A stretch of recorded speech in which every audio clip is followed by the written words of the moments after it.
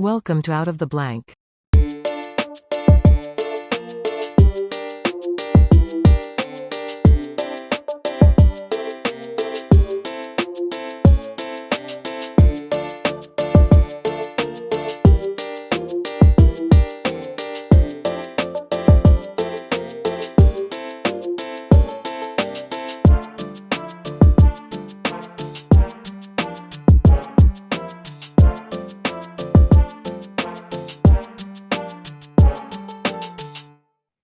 Welcome to another episode of Out of the Blank podcast. I'm here with Luciano. Hi, how are you? Nice being with you. Thank you for the invitation. Did I say it right? It felt like I butchered it once I said it. No, you said it right. It's an unfortunately very Italian name, so it doesn't have much of an equivalent in English, but that was close enough. Well, please, why don't you introduce yourself to everyone out there listening? Sure. No, thanks for the invitation. I'm a professor. That's the tie that gives me away. And the library behind me is actually Bologna, the oldest university in the world, working university in the world, where I am together with Oxford. I'm 50-50 between Oxford and Bologna. I'm a professor of philosophy. My field is actually technology. So I work on philosophy of technology in a variety of ways, especially the impact of digital technologies on our society, our lives, our everyday experience. But of course, more from a conceptual perspective, ethics, understanding how knowledge, self-understanding, personal identity, social institutions, politics are changing, rather than the technical side. Although I spent, and I close here, I spent the first half of my life as a logician. So I come from philosophy of science, epistemology, logic, mathematical logic. My first employment was as a professor of mathematical logic, and hence my interest in computer science and technologies at large. That's pretty much it at the moment. So a professor from Oxford and Bologna doing philosophy and technology. Well, I'm going to toss, not really, I wouldn't say a hypothetical, but my thoughts about technology. I think it's amazing. I think it's a big part of our society now, and that comes with a little bit of fear, especially me. Mostly my age range, I would say. We're involved in it 24/7. We probably use it more than most. The younger generations probably use it. I mean, it's going to be even more part of their lives than it was part of mine. It adds some questions to it, some not really, I would say ethical concerns, but more on the lines of where it's going, how it's going, and who's kind of modulating it in a sense, and the implications it has for people as well too. Mostly, I feel like social media is a big cause of maybe argumentation for a lot of people, just with the disconnection. I would say, like me and you are connecting right now. We're talking. You're able to see my face. You're able to see my reactions, and we're able to have a conversation. That's a benefit of technology. But most people use it to get into Twitter wars or all these other types of things. And I start wondering, what else is it doing to our minds? Where is this going? What's fact check or censorship? The whole line. I mean, my mind just starts rambling off onto so many different things because I see a lot of issues when it comes to mental health. I think there's benefits to it, but I wanted to get your thoughts where your stance really is on technology and yeah, where your stance would be.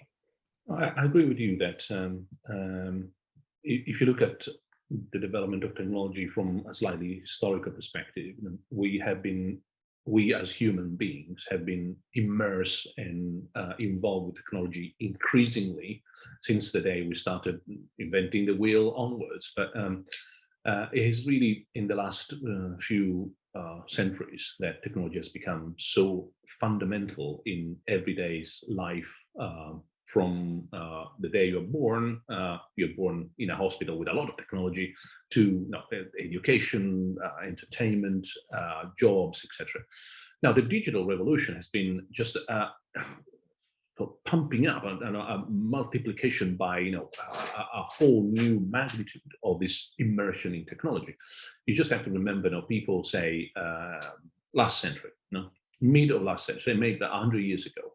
Well, they would be dealing with technology in their lives, and of course, a lot of things would be already around, but nothing compared to fast forward what it means today to be dependent on technology so robustly. So, in this sense, in my work, I try to capture this dependency by looking at three stages. Prehistory is when you have any civilization doesn't have even a way of recording the present for future consumption, meaning no writing, no scratches on the walls, nothing. And we got out of prehistory roughly 6,000 years ago, when no, in different places here and there, but writing was invented.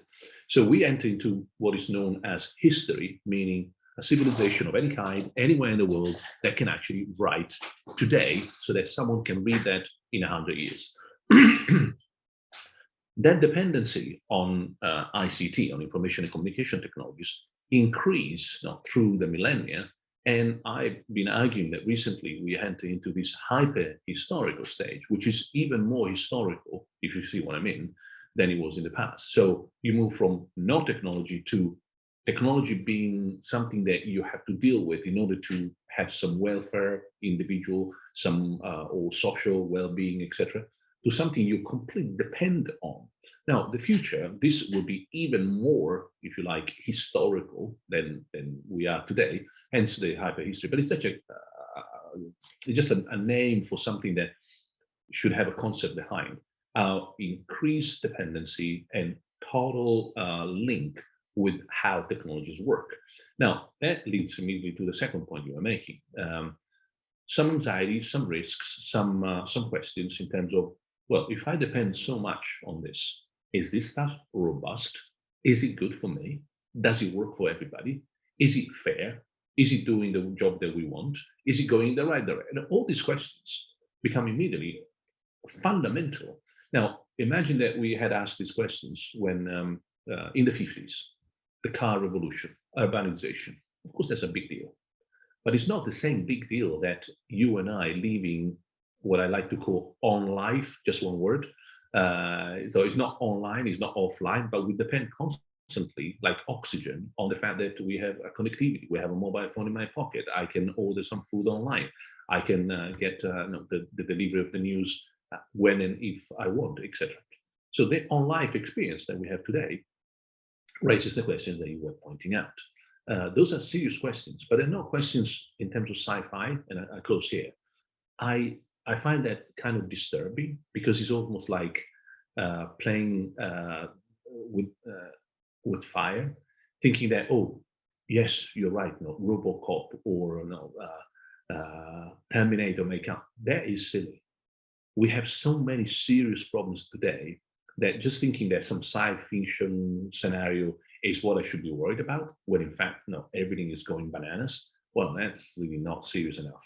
But the questions that you were asking, for example, in terms of impact of technologies on welfare, on politics, on communication, on war, look at Ukraine, what's going today on today. Now, if we know something about Ukraine, is because there all the difference has been made by technology and so on. These are serious questions that we need to address now.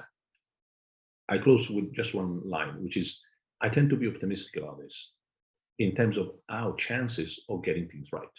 We can do things in such a way that we build this information society of ours well enough so that the future will be not thankful. It's just that it's a great opportunity with some risks. Yeah, I try and keep the optimistic side, but I also have like kind of I know where things tend to lead, especially when people are in such a rush to create something. We're always heading to trying to head two steps forwards and giant leaps, but sometimes it sends us back a step because we miss a certain thing or a crucial element. I would say I think it's a benefit to being able to access information on your computer and do all these other types of things that we can possibly do, even the possibility of nuke policies or something like that. If you have an AI machine that's able to handle a lot of this stuff, but the issue is that everyone wants to be better than the next person. So you have all these countries that seem to be at a not really a war, but a race where they're trying to make the best AI. So if that becomes the whole thing, from like medical doctors, for like instance, like you could have a program that could set up to automatically give someone their medications. Now it comes in with hacking, and that's kind of where I start to have like I more have like a not really a conspiracy fear, but I have this kind of crazy fear where there's going to be some billionaire type like Bezos out there that's going to create something. But here's the thing: is that what we would consider like a global policy on AI It's amazing that people can create something that can literally think and evolve on its own. Algorithms, I tend to have a problem with because, I mean, you're checking so much data at once that it's hard to know if everything or you're just clear cutting everything because it's easier because of all the content that gets uploaded, like YouTube, for instance, with censorship. But when I start to have a little bit of issues, is that if people are so smart and so intelligent that they're able to create artificial life, are we able to understand that there's a possibility that this thing might add or think or do something different and add something onto it or learn something different? Like you see where two AIs have a conversation. I don't think anybody expected that to happen, but they're able to talk and they start asking each other questions. There's a popular video, which is the one I'm using as an example, where at the end of the conversation before they shut it off, they one asks, "Are you religious?" And the robot says, "No, are you?" He goes, "But you just said you believe in God." And then it starts like this bigger question of like, what are the capabilities of this? How do we make sure that it's always beneficial? Because then I look at like a person, a lot of PhD students. I'm sorry if I'm going through all these different doorways right now, but if you have scientists or researchers that are, reaching out to billionaires to maybe get money or some type of sponsorship to be able to create an invention, for instance, what happens when we talk about AI ethics or which way we want the AI to go, making sure it's ethical for all of humans to make sure it doesn't mess with anything emotionally or stress us out or anything like that? We lead into this point of who's the person that's making that rule book. For an example, would be Mark Zuckerberg with Facebook saying that his fact checkers are just opinion based people. Now, the AI for or algorithm for Mark Zuckerberg is just a mini Mark Zuckerberg. Where I lead into this area of like who's designing the AI I mean, we know most of them are probably going to be billionaires, but we know billionaires that what is that? That they're all kind of different. That's how they became billionaires. They were just a little bit different than the common person. Then would their ethics be different? Well, then it leads into a bigger question. Like I said, I've been thinking about this a lot because like AI is just becoming such a big part of Yeah, our I lives. mean, So I might be throwing you down a loophole. I'm sorry. no, no, no, no. It's this is good questions, and they are good questions we should ask. But they're also answers. There are plenty of answers out there. The answers are almost always the same. Whenever a new technology develops, there's a stage where there's a lot of uncertainty and a bit of a far west. People try this and that and the opposite, and there's a bit of free market and open entrepreneurial approach. And then the legislation comes and it starts saying, no, this is okay, and this is not okay. This is fine, and this is not fine. And if you do this, you will get a big ticket, and you will regret your actions. And so this has happened, for example, in all over the place in contexts like biotechnologies, medical appliances, transport, for example. Imagine what today is the world of banking and insurance. And of course, we keep making mistakes, don't get me wrong. And we keep adding more rules, more regulation, more self regulations. So there is a never ending story about refinement and improvement. But when it comes to AI, for example, which is a quite recent, no, the new AI, not the old one, not the one that I kind of was teaching in the 90s, but the one more based on statistical pattern matching, basically neural networks, machine learning, that sort of new wave. It's about maybe 5, 6 years old in terms of success. The algorithms are from the 60s, as we know, but the real success is very recent, and so is the legislation. But we have both in Europe and the United States. Europe is much more advanced in this, but the United States is catching up. Plenty of drafts of legislation that are coming to fruition. So the answer is good to ask these questions. Good to know that some people are also providing some initial answers. There's plenty, for example, of ethical codes for companies to follow, and the so-called AI Act, for example, in Europe, is being revised in June. We're almost there. It will become legislation pretty soon, and it will have the same effect that the General Data Protection Regulation has had when it comes to data exchange and personal data, which is a positive effect. More protection, less sort of crazy people doing whatever they want. Now, I'm not again saying that this is all good. There is a lot of improvement, and there's also a lot of mistakes. But the traveling pattern, so to speak, the traveling direction, where we're going, But we're going in the right place. I mean, think in terms of, as an analogy, the environment. We also have a lot of legislation about the environment. It's not that today you can do whatever you want with your, chemicals, or where you discharge, say, the car battery or whatever. Now everything is regulated. We're getting more recycling, et cetera, et cetera. So we have to give time to legislation to move forward, because whenever it moves for good, and you can make a lot of a mess if it moves in the wrong direction. But I don't think we should dismiss the fact that this is not just, oh my God, anything can do whatever they want. We are so screwed. Not really. Like, let's be joking. There's plenty of lawyers out there. They are providing a lot of limits and constraints. They're coming at the good pace, which is slowly, because you don't want to rush legislation. You don't want to make sure that legislation is good, is well tested, it does a good job with companies, a good job with society, it does a good job with the environment. Doable? Yes. Could we do a better job? Probably. Could we do it faster? Likely. But are we doing it? Absolutely. And I think that you will see that in a number of years, now 2, 3 years, we can maybe talk again with another episode. But I'm happy to bet in a number of a few years, not a few decades. No. We will have a robust legislation around all these technologies, which is mostly, and I close here, based on two principles. One is more European, one is more American, and both are very good. The more European one is risk-based. Is this risky? How risky? What auditing are we going to have on this risky technology here and there? And the American one, which is also very good. Is this competitive? Is this really using the right best technology to do something good for customers? Or are you taking advantage of customers, taking advantage of a monopoly, of a dominating position? Now imagine Washington and Brussels working together with a competitive, risk-based approach to legislation on AI. Well, that's exactly what's happening in the future. Mind that even China, which is not exactly well known for the most forward legislation, liberal and democratic, is legislating on AI. So it's coming. The question is, do we want to join the conversation? That conversation should not be left only to politicians and lawyers and lawmakers. Should see society, civil society like ours, academia, where I'm representative, but also above all industry there at the table. It has to be done together. Otherwise, it's going to be lopsided. It's going to be more like, oh, let's protect, let's not do, let's not move forward, less innovation, just in case, better safe than sorry. That's not the future we want to see. AI is a great technology. I mean, it's here for good. It can really help us make more of what we have, help the environment, help society, even improve our democracy if we do things properly. How do we do it? Together.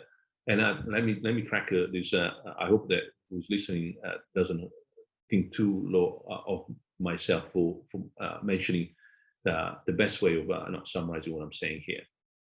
And that's the beginning of the American Constitution. We the people. That's how you do things. We the people.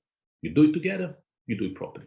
You do it only one of the stakeholders, inevitably is going to be like a little bit skewed one way or the other.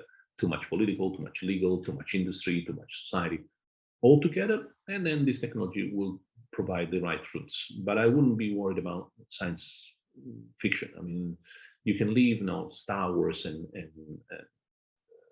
other similar scenarios to Hollywood. They're fantastic. They're really, really entertaining, but we've got serious problems to deal with. So now that I got all my crazy out, I'm going to head to more of a level plane. Go And ahead. I would say, are there actual open conversations being done between different nations and different countries to be able to talk about an AI kind of everyone kind of regulating each other? Now, I know there is a power thing in there that I still can't get out of my mind, which is the fact that people want to be better than another thing. It's always like a race between technologies, weapons, whatever. And sadly, I think that also comes with mistakes are okay, but there's also kind of I would say military intentions as well too.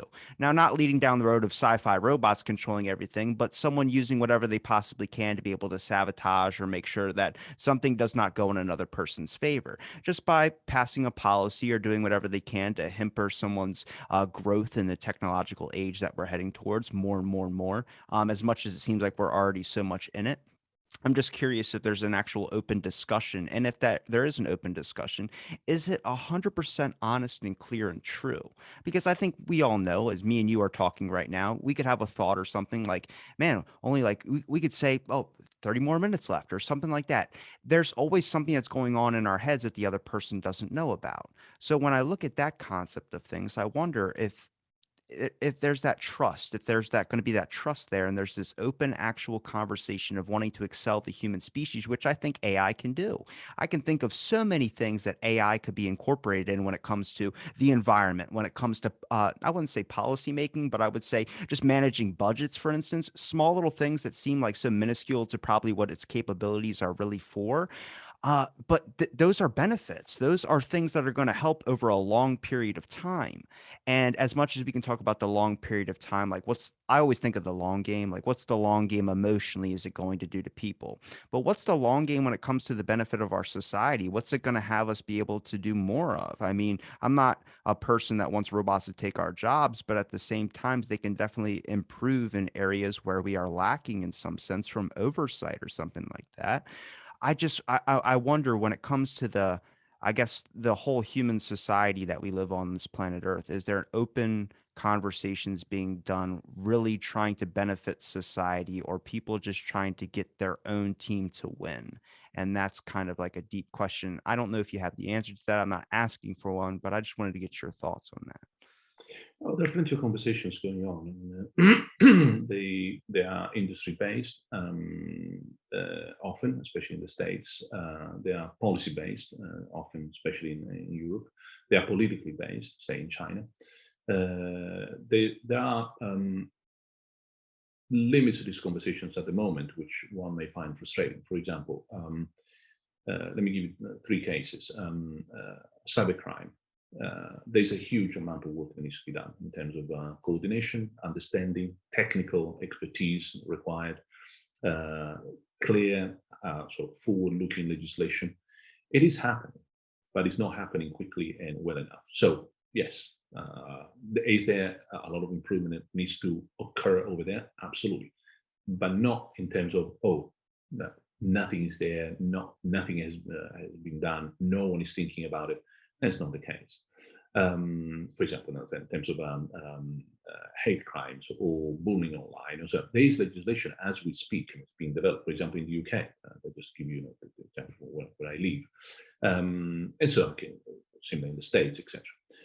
Then take not just cybercrime, but cyber war. We've seen what happens, for example, in Ukraine these days. I mean, the Ukrainian army is being successful in resisting the invasion by Russia, also because they've been using drones in a way that was unexpected. Drones, not provided mostly by Turkey. Drones are part of the revolution we're talking about. Do we have, as we speak, a clear legislation, or what is called, the legislation during a conflict, so-called jus in bellum? There's the Latin word that tells you that now it's been with us forever. How do you behave correctly and legally while waging war when it comes to drones, etc.? Not so much. I mean, literally, we are developing rules of engagement with these machines, through these machines, using it as we speak. It is happening. It should be developed much more quickly. But there isn't something like, oh my God, we don't know, no one has thought about it, we're discovering it. No, this has been around for now years. And as usual, it takes the usual steps and the usual consultation. So it's a slow and careful process, but it is happening. Once again, do we want to see the half glass full, like it is happening, or how much we need, we need to fill the glass still, because there is so much more to put in? I'm not denying that it's only half full, but no, it would be silly to say, oh, nothing happened so far. And then take, not just cybercrime, cyber war, but take the whole context of, shall we say, cyber espionage, or stealing documents, the dark side of business, so to speak. So business ethics and what happens over there when hackers go in, and it's not, it is cybercrime, but not in the usual sense of stealing someone's identity and stealing their money, but more in terms of trade documents, etc. Well, that is also a huge effort international to block, prevent, contrast, etc.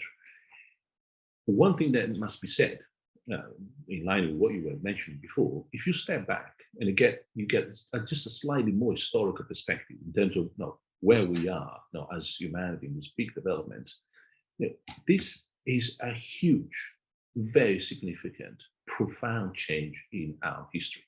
Digital reality. I mean, the whole universe, now, as we know it, has been working with analog stuff since we were in the caves scratching cows on the walls for millennia, millennia, millennia.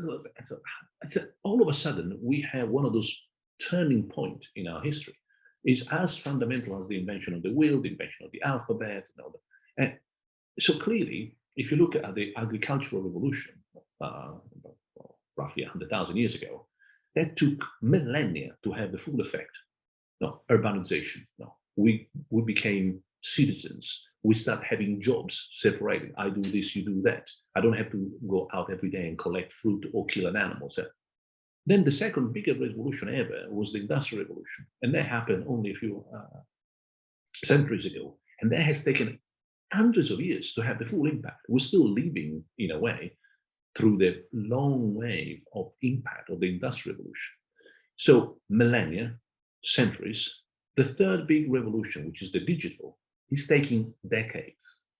The acceleration is like mind-boggling. So clearly we are off balance. I mean, it would be insane. That's what I normally speak when I speak to CEOs and so on. I say, "Oh, we're very confused." I'm glad. I'm glad you are. Because if you weren't, you wouldn't understand where you are. You would not have quite grasped the magnitude of the transformation that we are undergoing as humanity on this planet in a number of decades, 1, 2 generations. Boom. So millennia, centuries, decades. The acceleration is amazing. Clearly, we are off balance. Clearly, we need to do much more. My frustration, if you like to see now the less sort of optimistic side of me, is there is so much that we could do, so much more and so much better, and we're not doing it. You look at what these technologies could do for us in terms, for example, you mentioned before, the improving human conditions, human living standard, etc. But can you imagine now we have this energy crisis? Last time Google used DeepMind algorithms to improve its energy consumption, Google, not a tiny company, Google saved 30% of its energy bill. It's staggering. Now, imagine a city like New York or LA adopting AI to cut 30% of its energy consumption. Imagine doing that at a state level, at the US level.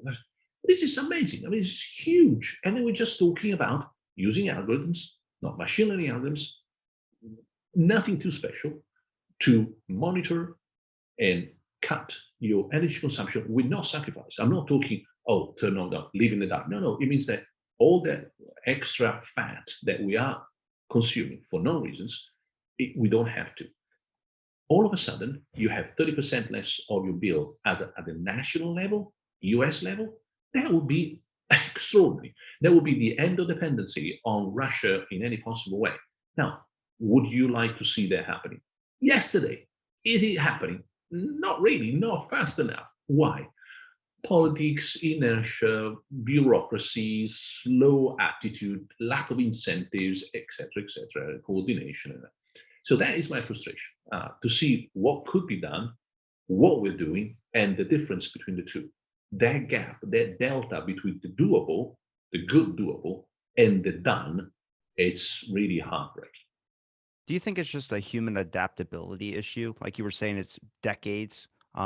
Basically, it's just people not being able to adjust. Like that's kind of why I started off the show with like this whole like fear. I mean, in a sense, I am, but I can honestly look through that and see the benefits of what we can do with it if it's regulated as such. But whenever you see an article or you ever see any news headlines or something like that, I feel like did you see that Boston Dynamics video? They showed like a robot that looks exactly like a human. It was moving around when they turned it on. That scared a lot of people. You know what hashtag was trending with that? It was Terminator. It was Skynet I know because the That's selling points. Yeah, but the world hasn't been seeing these updates as they've been happening. They're getting from the beginning to where there's nothing to the end goal, which is the full thing. So they think, "Oh my God, are they working on these types of things?" And we're just not being let in on it because sadly, celebrities winning Oscars and all this thing are way more fancy in the public's eye compared to all the small little innovations that these techs can do.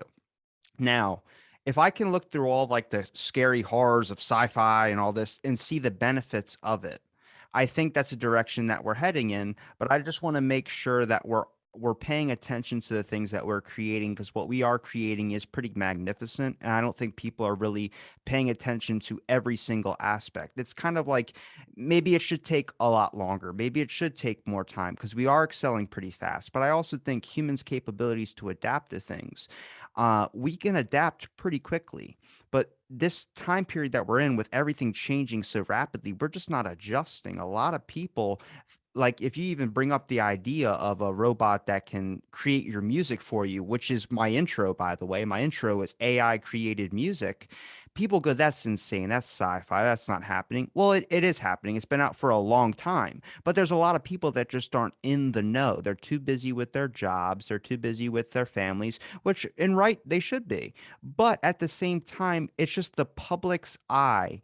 Unless you're following a science page, unless you're involved in this type of thing, it's not going to show you because algorithms are going to show you a cat video or whatever because that's what people are constantly wanting to go and look up. So you get into this area where I start wondering that with the power of AI, is it going to be a more in it like, is it gonna be just right in our faces when we start to take notice of it, or is there going to be more action to wanna show people the benefits and what we can be doing and show them, like you just mentioned with Google saving 30% of their energy? That's amazing. I would love that to transfer over to a state's power or something like that to be able to help them conserve energy and, try and help out the environment as much as possible. But people don't know that side of it. They know the Terminator, they know the robots are going to end us all type agreement. Yeah. Well, that's the trouble with what makes news and what doesn't. I mean, if, as you know, if AI saves 1,000 lives one way or another, not through simple applications, or improves 1,000 lives in a hospital through tiny little applications of gadgets and so on, that doesn't make news. The day someone gets the wrong, say, surgery because of an AI problem, that will make news.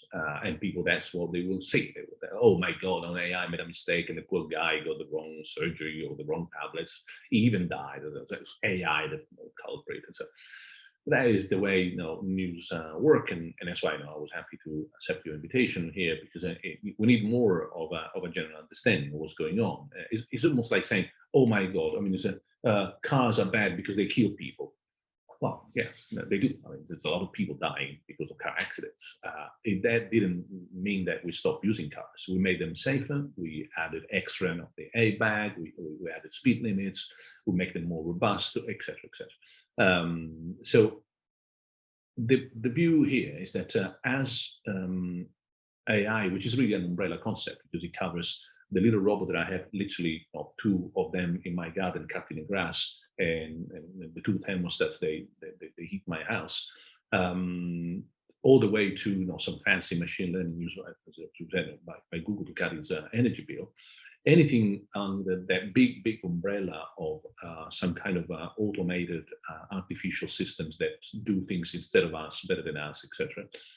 Well, the truth is that as they percolate and become more ordinary in everyday life, I mean, even my watch these days, it's connected to my iPhone, and there's a little bit of data processing to tell me, whether I'm walking enough or not. As they become more like a fridge and a dishwasher, we're going to be a little bit more relaxed about all this, but also we just get used to it. The funny thing is, and that's why there's a risk as well as a good thing. We get used to the fact that the other day I was looking to that there's a bike that you don't have to park anymore. It stands up by itself. You control that bike with an iPhone, and it actually reaches you wherever you are. So imagine me, I don't have that bike, but it's already available. I park it in college, I'm in Oxford. I need that bike on the other side of the town, like three miles away. Please reach me here. The bike gets there. No science fiction. There's a beautiful video already available for some time online, and there are different bikes. So now there's already competition on those bikes. So the world is, as you said, is moving so fast ahead. So, oh my god, I didn't even know that there was a bike like that, bicycle. Now there is a bicycle like that. Oh my god. So, and there will be competition. There will be different bicycles, more or less expensive, and some with battery, etc., etc. Now that world will become to the next generation the what's your problem kind of. So That'd be digitally native, I think. yeah, Yeah. that would be just which is fundamental to understand in terms not of what they know, but in terms of what they expect. Because I am a car native, not in the sense that I might necessarily be able to drive a car, or I might know how a car works, or I even own a car. I may have no driving license. I have no idea how a car works, no, the engine and everything. I may not own a car, and I might even not even have taken a public transport, but I'm a car native because I expect cars in my environment. I'm not surprised by a gas station. I expect motorways. I expect traffic. I expect people be able to move around cars, although I cannot do it.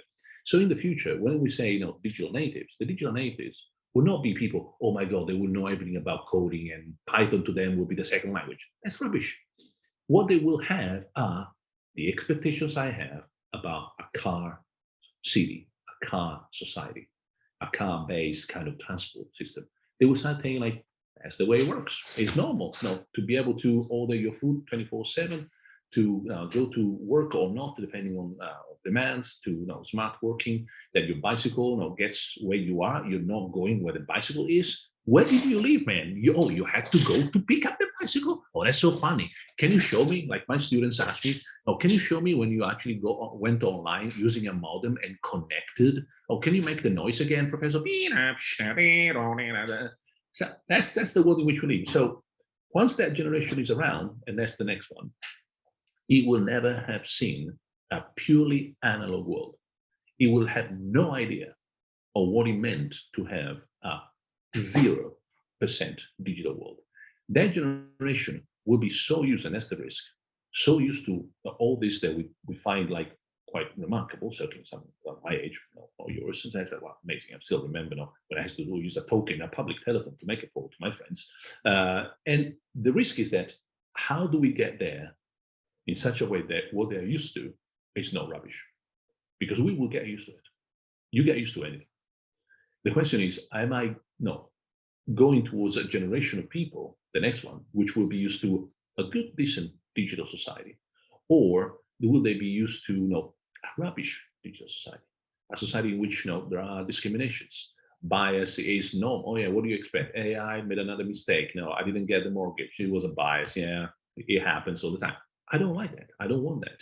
In the same way as we are used to traffic. Say, yeah, what do you expect? No, I wasted 2 hours of my life, in the queue, there was traffic. But that's not normal, that's not right.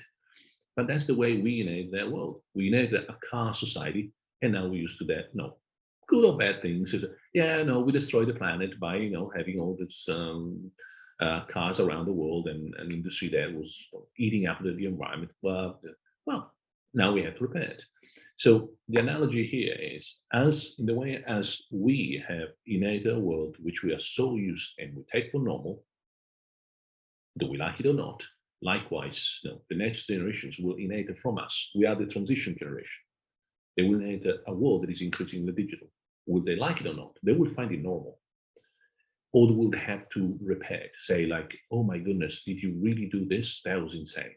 Did you really let, say, an AI autonomous vehicle go to war without any control by any soldier, 100% autonomous, and that killed like a whole gazillion of families, and you didn't think about it? Well, this is just to make sure that I'm getting your point that there is scary stuff off the shelves. You don't have to go science fiction. Today, just to stick to the last example, to have an autonomous tank is off the shelf material. 100% autonomous tank that basically is a bit of a Tesla with a big gun on top. No, not much more. That you could maybe control remotely or maybe not. and decide at some point, well, do whatever you need to do. Now, kill whatever you need to kill. Goodbye. That's off the shelf material. No science fiction is human stupidity. If that happens, it won't be because the machines took over, but because some idiot let that happen. So last thing I want to say, on this topic is whatever is going to go wrong is 100% human responsibility. I cannot bear anyone start talking about what machines want, what machines will do. You must be joking. We build them, we control them. We could stop building them if we don't like them. We can unplug them if we want. If we don't, it's our responsibility. So I'm not saying rubbish will not happen. A lot of stuff will go wrong, unfortunately. And I know that it will be our fault. There are no gods and machines to blame here. It's only us. And that's why the frustration, but also the hope that we get things right now, because now is easy and it doesn't cost much. In the future, repairing all the wrong done, well, that would be more costly and perhaps we'll have gone through some disasters which we could have avoided. I hope not. Uh, but that's why, the kind of work that you do, the kind of work I do is so exciting. We're trying to push things in a way that makes a difference in the right direction. It is a moral responsibility. I as much as I might seem like I'm not pro technology, in the beginning I wasn't for a neurochip going into your head. I wasn't into any of those types of sorts, but I just think we've skipped too many steps where we've used AI to access social media and our internet. I'm like, well, that's like going from when you're born, you come out at 9 years old. Like, how about we throw it into something different where it doesn't have maybe that much interaction into a person's life or an everyday process? We shoved it right into something that everyone has in their pocket.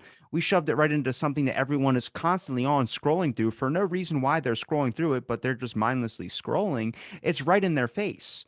Now, I don't think the idea is to get them to, oh, get them used to it now, get them, shove it into everything that they have. So, they get used to it and they love it. I don't like that. What I think we should, I'm not saying environmental is a small thing, but a lot of people are disconnected from their environment. A lot of people, they don't know where their wind turbines are. They don't know where their energy is being stored at. Involve it in some of those small processes. And then after a while, tell them, hey, that's run by an AI. My issue starts to become is, when it does become a giant part of our lives, for instance, like cable, if you're able to have a cable company, all you got to do is, oh, it's on this grid thing and this AI handles it and takes care of every single problems. If there is an issue, I don't want it to be used as an example where people can just start being lazy. We saw this with the pandemic. So many people said, oh, because of COVID, everything got delayed. Oh, because of COVID, because of this. Well, how long until they go, oh, it's because the AI's messed up. Oh, it's because Oh, of this just is wait. messed up.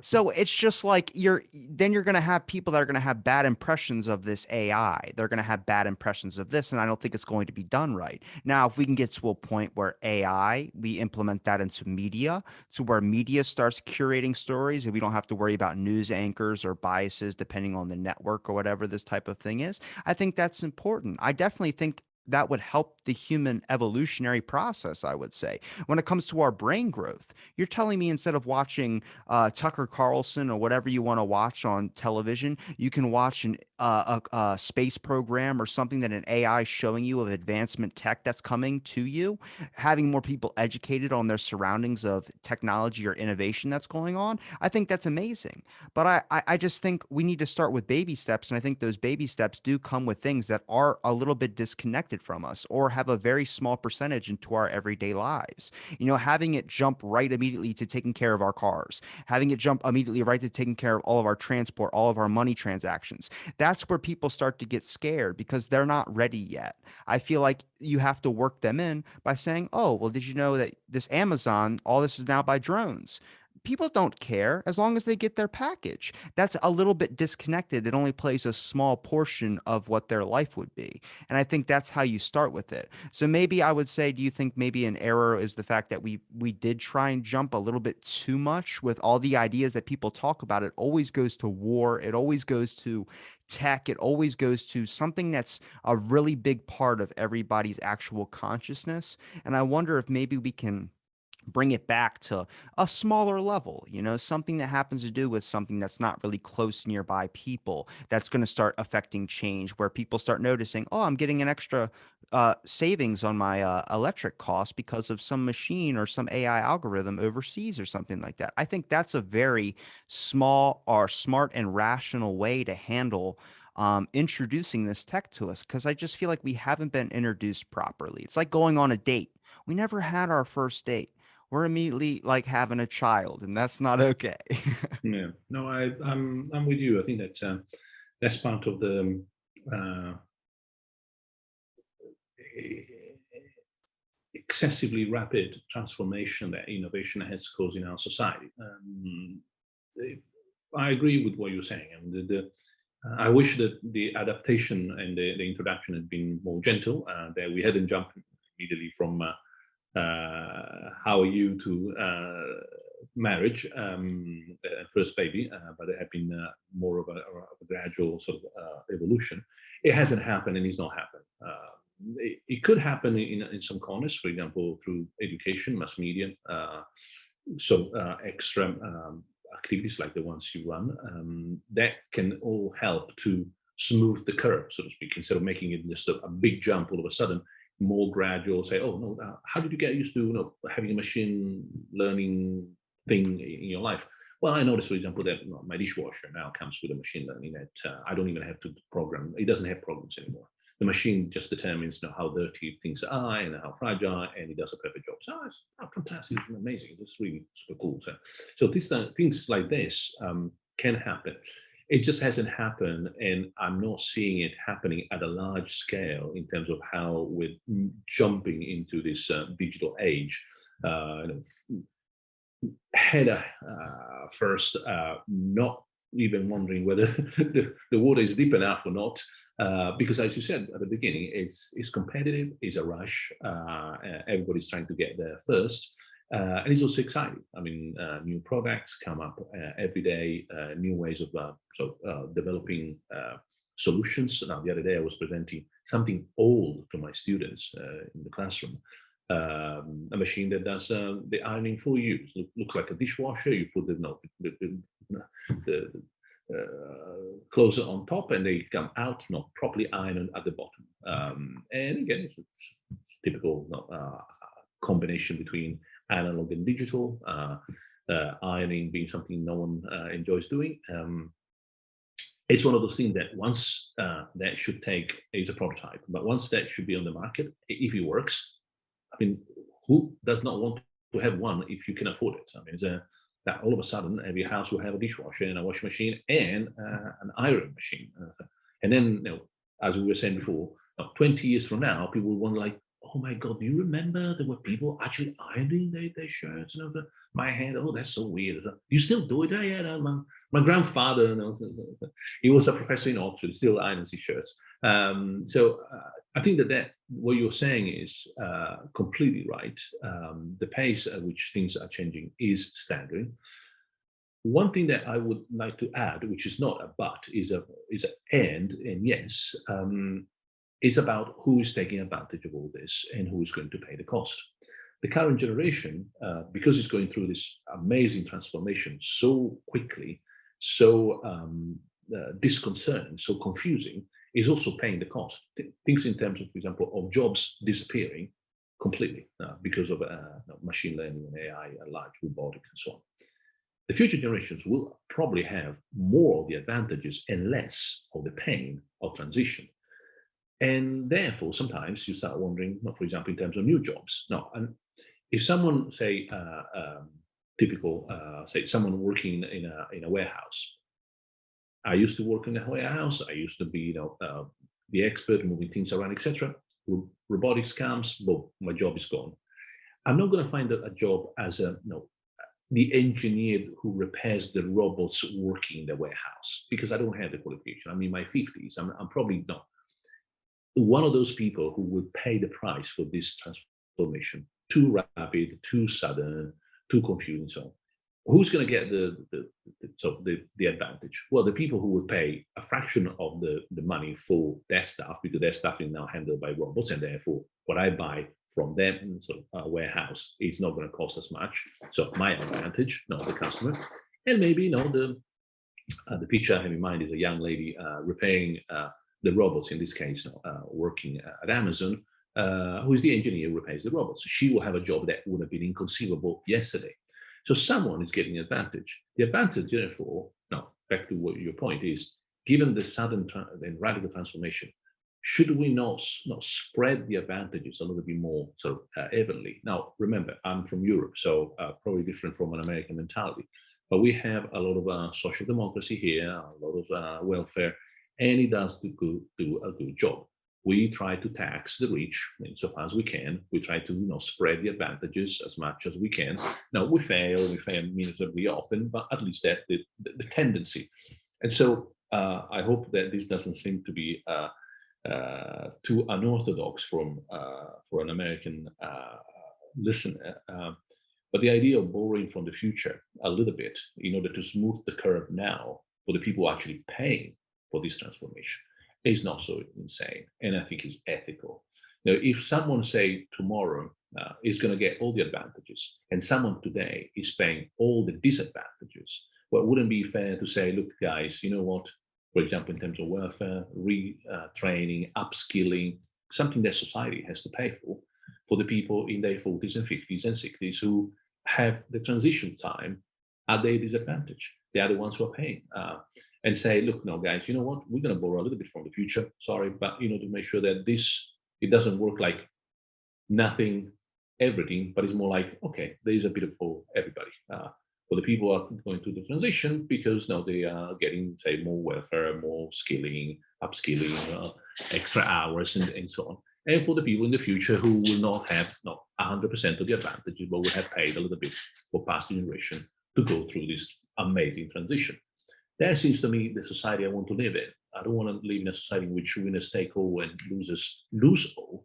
I want to have where everybody has a good chance of winning and not losing too badly.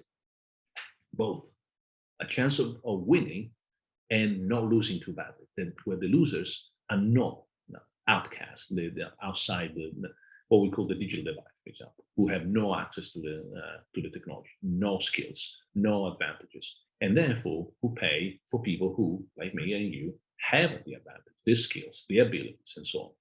Just to close with an example for anyone who's listening, just in case this sounds too philosophical, when I get a discount because I pay something with a credit card that gives me some money, cash back, online, buying on Amazon, someone is paying twice for that. Someone who is not able to do that pays cash and pays the full price at the local shop. That person is also paying taxes, and the taxes are also paying for my services. Now, do I feel good about it? Well, I get all the advantages, so why not? But would I like a world in which that doesn't screw up, the poor guy 100% and I win everything? I would rather that. So a world in which something is done not just in favor of the winners, but also to make sure that losers are not so losing so much. I think you're starting to see that a little bit. My example would be with online content creators. Before, when I was a kid and you'd watch content videos, nobody wanted to pay, nobody wanted to support some dude's channel. But now you're seeing younger generations that are more than willing to cost, even older generations too. I have some people that go, I don't want to buy merch, but I'll, donate to I'll donate to your Patreon, or I'll support your show because I like what you're doing. That's the first time ever. And I think that happens to do with the adaptation of technology and content out there that people are looking for because they're tired of seeing the same old thing. And I think eventually, I mean, if you have to say that my generation or other generations are going to have to pay the price to lay the way for younger generations to come up, well, that's always been the model idea that everyone talks about. Sometimes you have to do the sacrifice to make room for the children or all this type of stuff. But has anybody ever really done it? Hopefully we can be that change that starts to do it, because I'll be more than happy. When I think of my fears, I think of the long game when it comes to future generations. What are we leaving for them? I'm young, but I'm also worried about what that's going to be for my kids and my kids' kids. And I think we kind of share that in a sense, where it comes to, it does have to be like a little bit of self-sacrifice in a way, if it is getting used to technology, if it is paying more, if it is being part of this testing age, I would say. But what's it going to lead for the future? Is it going to excel human growth? Is it going to excel human society? And sadly, I think every decision that does get made happens to do with selfish intent. I mean, the McDonald's person, the founder, didn't think he was going to make the whole generations fat or diabetic. He just thought he was going to make money for his family. You talk about hypothetical kids, it goes out the window, but it's having that rationalization and that understanding that you're not, whatever you do right now, like reducing your carbon footprint, you're not going to get rid of it 100%, but you can minimalize it. You can make sure that you're doing the least amount of damage. And I think when it's sold in that type of way, you're going to have a lot more people pick up on that because that does sound more appealing than people saying you're killing the world, you got to stop. Well, say it in a way where it's just reduce your damage, reduce being a bad person, reduce all these types of things. I think that really helps out in a sense. And I think that there is a win-win possibility here. It does not have to be either or. Now you mentioned carbon footprint, which is a topic we haven't covered much in our conversation, but it's fundamental. There is a way of looking at the digital revolution as something that not only is good for, say, services, everyday life, convenience, entertainment, health, and so on, but it's also good for business and it's good for the environment. It's good for all three. It's good for society, for business, and for the environment. It's not magic. It's just that the digital revolution is not about producing more and consuming more, but it's about producing and consuming more intelligently. We got much, much, much more information that we can handle to make sure, for example, that we can keep, say, with the example before, the lights on as before with 30% not saved. Well, who doesn't like that? Or you can run the same car with 30% less cost in terms of insurance, because the insurance now is tailored around your needs. It's not generic about no human being, white male in his blah blah blah. No, it's tailored around Luciano. Luciano is like this, so because Luciano is like this, I can give him a 50% discount. Well, do I not like that? Is anything changed in my life? Yeah, digital. The digital has all the data, all my behavior, my pattern, etc., and make sure that I can get an insurance that is much, much lower. There is so much waste in our society that the business of waste consumption is the new future, among many others, including, for example, using the digital in favor of the environment. Until recently, and that's really the history of the past century, we had a linear economy, take, produce, consume, throw away, start again, and which was linear and rich. It made basically the whole human population on this planet live longer, a little bit better, more decently, etc. So living standards really improved enormously in the 20th century. But we consumed the environment for that, and we basically destroyed the planet Earth in order to do this linear, rich kind of economy. Most of our lives, but I'm talking about 90% of human life on this planet has been circular. The fact that we don't have anything from past civilizations really worth mentioning, only a few bits, is nothing was ever wasted. You didn't have anything to waste because nothing was available anyway. So if you had a piece of iron, that iron would be recycled and reused and etc. So we were for a long, long time in circular economy, very poor. We moved very quickly into a linear economy, very rich. What we can do with the digital, because all that happened through analog technologies, is to have the circularity of the past with the richness of recent years. How? By handling the information about what we do infinitely better. We can do much more with much less. We can do things differently, and we can do things that we've never done before because we didn't have the technology. Once you put these three things together, then what I like to call in another context, the green and the blue, that's a great marriage.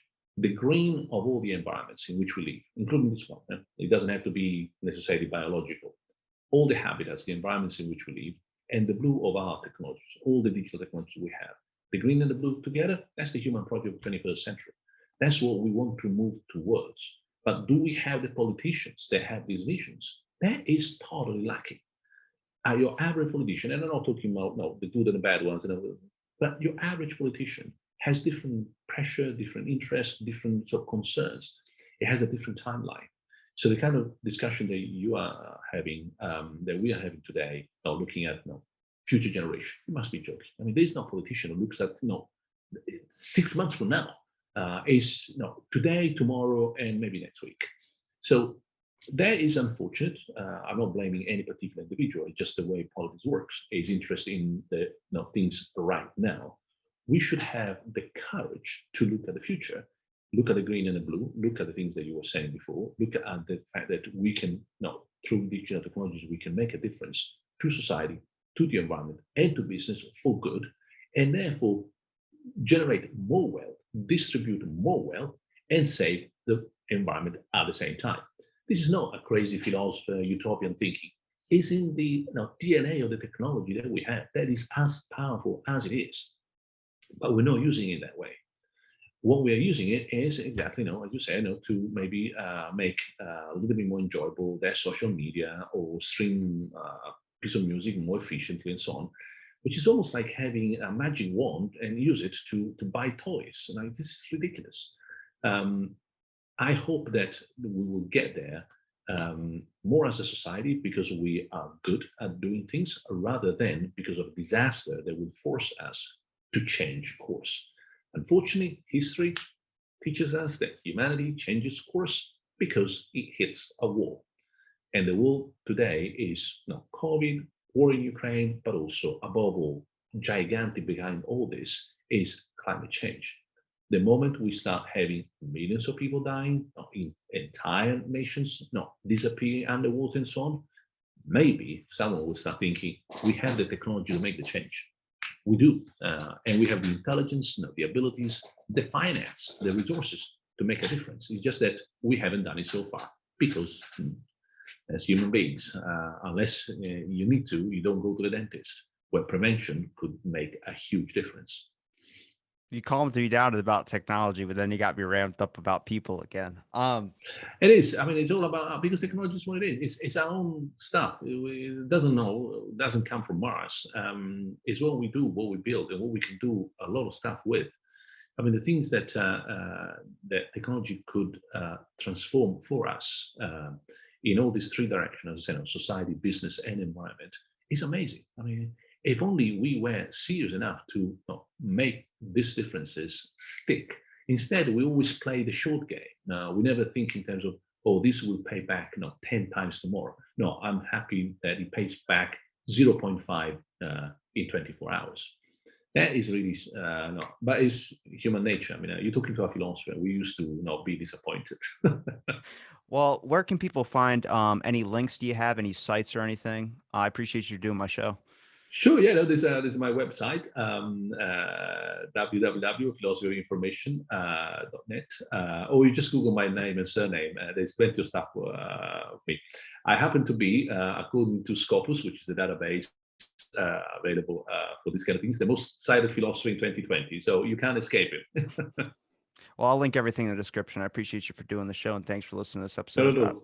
about of the Thank you blanks. so much for the very provocative questions. Very, very good indeed. Lovely conversation, and thank you again for this conversation. It's what we need to do.